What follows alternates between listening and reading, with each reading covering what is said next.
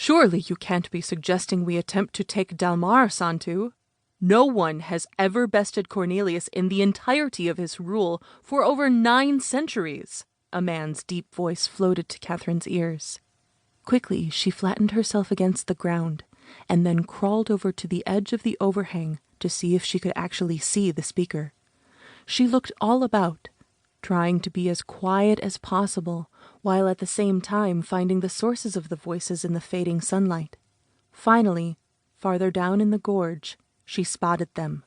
A group of 7 armored figures sat on the other side of the river that marked Dalmar's southern border, about 200 yards from her current hiding place. The remaining 3 stood off to the side of the group. Those were her speakers. A second man immediately answered the protest of the first. That is exactly what I am suggesting. August Cornelius is but one man, said the man named Mattis. He was a tall figure, with long dark hair and dark eyes, but that was about all Catherine could make out from her viewpoint. And one old man at that, Mattis continued. He may be a competent warrior, but time has surely taken its toll on him.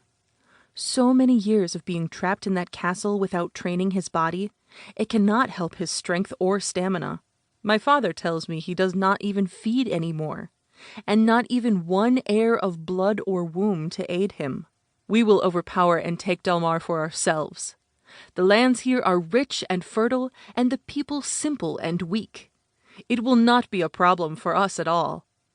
The third standing man, with long yet lighter hair, braided at the bottom, offered his input next. Come, Mattis. You know that your father sent us here only to claim brides and nothing more. I myself, Barius of Hedeby, have always wondered why should Cornelius have exclusive rights to these women? He makes no important use of the women here. So far, he has only taken 10 brides, and to my knowledge, not a single one has stayed with him long enough to give him an heir. Except one, the one named Mattis quickly interjected. Yes, Santu agreed, as he rubbed his full beard. The one your father managed to make did die in childbirth. That is true, but you know the laws of the overlords. And if Cornelius has not engendered an heir after all this time, well, he simply does not deserve his lordship. Do you all agree? So why not kill 2 birds with 1 stone?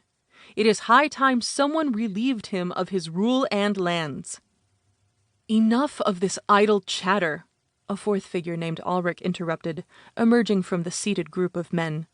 His hair was shorn close to his scalp, and looked as though he might have done it himself.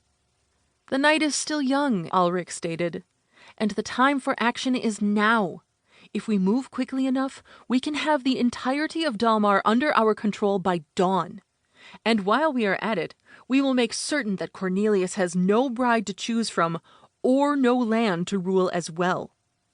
After that statement, the rest of the vampires began to speak excitedly among themselves, and all at the same time about their next sequence of actions needed to carry out such a raid, each one trying to talk louder than the other. All except Mattis. Still frozen in her hiding spot, Catherine couldn't believe what she had just heard. If these violent vampires were truly going to attack her village, then there was nothing she could do to protect them. There was nothing anyone could do. She continued to lay there, her body pressed tight against the moist soil, envisioning the feasting that had previously decimated Sylvan's population.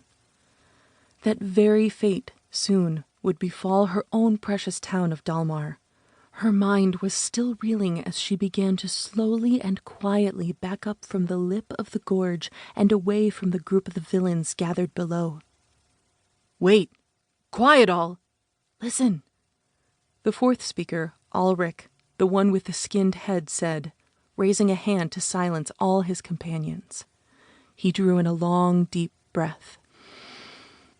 Does anyone else smell that? He looked around the gorge and inhaled deeply again. The other vampires followed suit. That smells like an unclaimed maiden and my new wife, Mattis finished his companion's sentence. This one is mine.